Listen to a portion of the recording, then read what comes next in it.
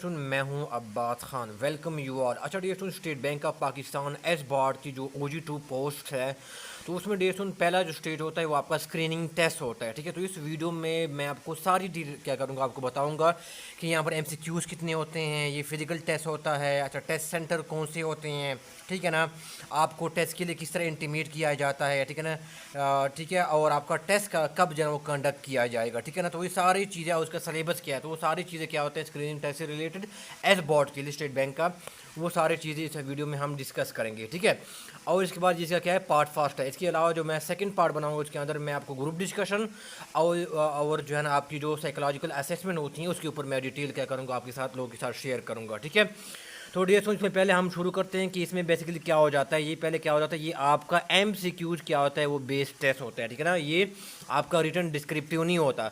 अब ये MCQ जो टेस्ट होता है ये कितने मार्क्स से होते हैं डियर फ्रेंड्स, ये बेसिकली क्या है, ये 100 मार्क्स की बेसिकली क्या होता है ये टेस्ट होते हैं।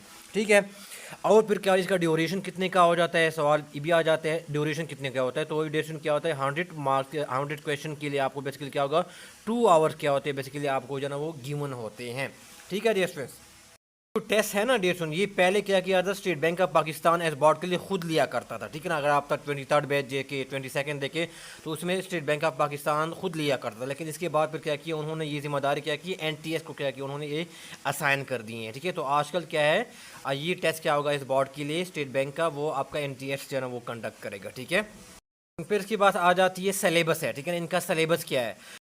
मैं बीच में आप लोगों को रुकूंगा। अगर आप मैनेजमेंट साइंसेज और कॉमर्स के स्टूडेंट हैं और आप टेस्ट की प्रिपरेशन करना चाहते हैं, जो भी हो, FPSC हो, PPSC हो, KPSC हो, ठीक है ना, अकाउंट ऑफिसर हो, अकाउंटेंट हो, ऑडिट ऑफिसर हो, सीनियर ऑडिटर हो, लेक्चरर मैनेजमेंट साइंसेज हो, लेक्चरर कॉमर्स हो, AD अकाउंट्स हो, या assistant manager account and finance हो। ठीक है, अगर आप इसकी प्रिपरेशन करना चाहते हैं स्टूडेंट्स, मैं इनकी क्लासेस बेसिकली मैं ऑफ़र करता हूँ। इनकी जो डेमो बेसिकली क्या है वो लेक्चर है, आपको प्लेलिस्ट जो है ना इस वीडियो की डिस्क्रिप्शन में मिल जाएगा, तो आप जो है वो प्लेलिस्ट जो है वो दे सकते हैं डेमो लेक्चर। ठीक है ना, अगर आपको मजीद डिटेल जनरेशन के क्लासेस में चाहिए, अगर आप इंटरेस्टेड है तो यहाँ पर आपको नंबर शो होगा, तो यहाँ पर कॉन्टैक्ट करके आप बाकी जो है वो डिटेल जो है वो ले सकते हैं उनकी प्रिपरेशन के हवाले से। ठीक है, सुनने का बहुत शुक्रिया।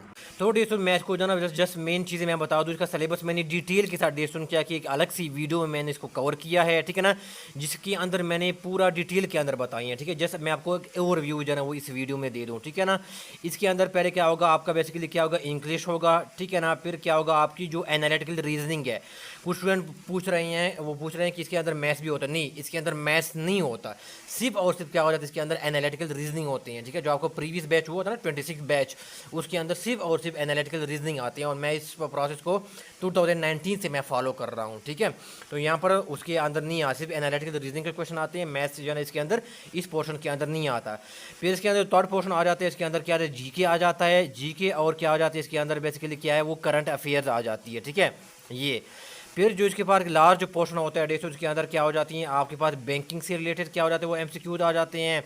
फिर पाकिस्तान की जो इकोनॉमी है, ठीक है ना, उससे रिलेटेड MCQs आते हैं। और फिर क्या जो इकोनॉमिक्स है, ठीक है ना, इसके अंदर कुछ जो की टर्मिनोलॉजीज होती हैं उनसे MCQs आते हैं। ठीक है, इसके अच्छा इस सिलेबस के अंदर आपने क्या क्या चीज़ें कवर करनी है वो अलग सी वीडियो में मैं बता चुका हूँ। ठीक है, इसका लिंक मैं इस वीडियो के डिस्क्रिप्शन में डाल दूंगा, तो वहाँ पर जाएगा, उसके अंदर मैंने डिटेल के अंदर जाना क्या क्या चीज़ें कवर की हैं, कि आपने इसके अंदर क्या इंग्लिश पोर्शन के अंदर क्या क्या चीज़ें आपने कवर करनी है। ठीक है, तो वो वीडियो आप देख लीजिएगा, तो आपको बहुत चीज़ें जानोगे वो क्लियर हो जाएगी। ठीक है, और उसके ऊपर मैंने प्लेलिस्ट भी बनाई है, वो प्लेलिस्ट भी आप जो है ना वो देख सकते हैं और प्रिपरेशन कर सकते हैं। और कमिंग डेज में मैं इसके ऊपर कंटेंट जो है बेसिकली मैं इसके ऊपर डालूंगा, बिलखसूस ये पार्ट हो गया, ये पार्ट हो गया और ये पार्ट हो गया। ठीक है डियर स्टूडेंट्स, फिर सवाल आता है कि टेस्ट कब कंडक्ट होगा। ठीक है ना, तो डियर क्या हो जाता है जब आपकी लास्ट डेट होती है। ठीक है ना, लास्ट डेट ऑफ एडवर्टाइजमेंट। ठीक है ना, यानी अगर हम क्या है एडवर्टाइजमेंट, ठीक है ना, एडवर्टाइजमेंट यानी जो जो बैच हमारा 27 बैच जो अभी शुरू हुआ है उसका लास्ट डेट क्या है 23 सितंबर है। ठीक है ना, तो लास्ट डेट के बाद क्या होगा डियर सुन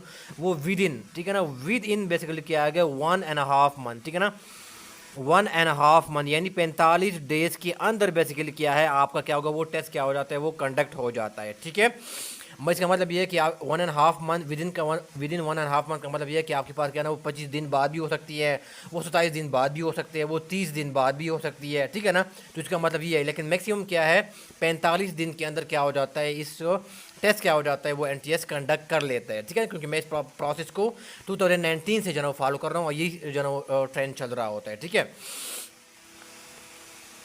फिर एक स्टूडेंट ने कमेंट बॉक्स में पूछा था कि टेस्ट सेंटर के बारे में पूछा था ना, ठीक है। तो डिएशन किया ये हम किस तरह सेलेक्ट करें। तो डिएशन क्या होता है कि जब आप अप्लाई करेंगे, ठीक है ना, इस पोस्ट के लिए जब आप अप्लाई करेंगे, इसका मैंने पूरा एक तरीका बताया हुआ है कि आपने अप्लाई कैसे करनी है, ठीक है। इसका लिंक भी इस वीडियो के डिस्क्रिप्शन में मिल जाएगा। मैंने स्टेप बाय स्टेप जो है बताई हैं कि आपने अप्लाई जो है वो कैसे करनी है इस जॉब के लिए, ठीक है। तो अब डिसीजन क्या है कि जब आप अप्लाई करते हैं ना, तो आप वहाँ पर क्या करते हैं, आप उनको टेस्ट सेंटर क्या करते हैं, आप वहाँ पर सेलेक्ट करते हैं, ठीक है। अप्लाई के टाइम पे क्या होता है, आपने टेस्ट सेंटर क्या होता है वो सेलेक्ट करना होता है, और फिर उस सिटी के अंदर क्या, जो सिटी आप सेलेक्ट करते हैं ना, उसके अंदर क्या होता है, आपको जो है वो सेंटर दिया जाता है, ठीक है। देखो ये आपके टेस्ट सेंटर हैं, ठीक है ना। ये एक स्टूडेंट ने मेरे साथ बेसिकली वो शेयर किया, तो उन्होंने वो अप्लाई कर रहा था, ठीक है। तो ये देखो बहावलपुर है, डेरा इस्माइल खान है, फैसलाबाद है, गिलगित है, गुजरानवाला है, हैदराबाद है, ठीक है ना, इस्लामाबाद, पिंडी हो गया, कराची हो गया, लाहौर, मुल्तान, मुजफ्फराबाद, इजे जो आज़ाद कश्मीर से है, पेशावर है, कोयटा है, सियालकोट है, सक्कर है, ठीक है, और कराची है। तो ये बेसिकली क्या होंगे आपके जो है वो टेस्ट सेंटर होंगे। तो इसमें से आप जो है बेसिकली सेलेक्ट कर सकते हैं, और इनमें क्या होता है आपके फिर टेस्ट क्या होता है वो कंडक्ट होते हैं, ठीक है। फिर एक और सवाल आ जाता है कि ये टेस्ट क्या हो जाते हैं, ये ऑनलाइन होते हैं या फिजिकल होते हैं, ठीक है। तो डेशन ये क्या, ये ऑनलाइन नहीं होते, ये बेसिकली क्या होता है फिजिकल होती हैं, ठीक है ना। आपको एक सेंटर असाइन कर दिया जाता है, वहाँ पर जाके आप अपियर होते हैं और आपने जो है वो टेस्ट देना होता है, ठीक है। ऑनलाइन ये नहीं होता, फिजिकल होते हैं।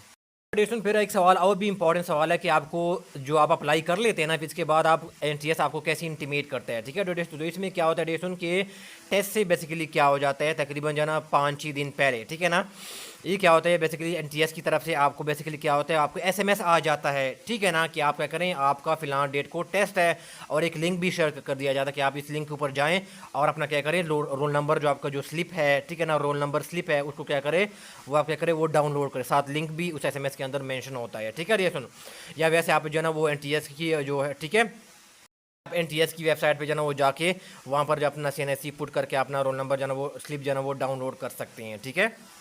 तो रोल नंबर के अंदर क्या हो जाता है, वो सारा डेस्टिनेशन क्या होता है, आपका सेंटर मेंशन होता है, यानी जिस सिटी को आपने ऑनलाइन एप्लीकेशन फॉर्म में सेलेक्ट किया था ना, तो उस सिटी के अंदर आपका सेंटर कहाँ पर है, ठीक है ना। इसके अंदर एक सिटी के अंदर तो मुख्तलिफ किस्म के सेंटर होते हैं, ठीक है।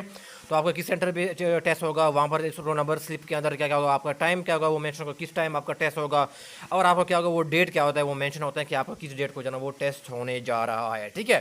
तो मोस्टली आपको एनटीएस क्या होता है वो बेसिकली वो एसएमएस करता है, ठीक है, कैंडिडेट को इंटीमेट करता है टेस्ट के हवाले से। मेक श्योर करें जब आप अप्लाई कर रहे हैं ना, अप्लाई ऑनलाइन जो अप्लाई कर रहे हैं वहाँ पर क्या करें, जो आप एक्टिव जो आपका जो नंबर है ना, फ़ोन नंबर, जो आपका जो सेल नंबर है, सॉरी, वो क्या करें आप वो यूज़ करें जो कि आपके क्या करें आपका एक्टिव है, ठीक है, ताकि आपको क्या करें वो एसएमएस वगैरह जो ना वो आ जाएँ, फिर आपको जो ना वो टेस्ट का पता चल जाए, ठीक है ना। वरना आप जो ना मुख्तलिफ़ किस्म के व्हाट्सएप ग्रुप है या फेसबुक ग्रुप को जो ना वो ज्वाइन कर सकते हैं, ठीक है ना। मेरे फेसबुक ग्रुप है उसको भी आप ज्वाइन कर सकते हैं। वहाँ पर मैं क्या होता हूँ, मैं जो अनाउंसमेंट होती है वो मैं साथ साथ जो ना वो करता हूँ, जैसे भी कोई जो ना वो टेस्ट डेट अनाउंस हो जाती है, ठीक है डियर स्टूडेंट्स।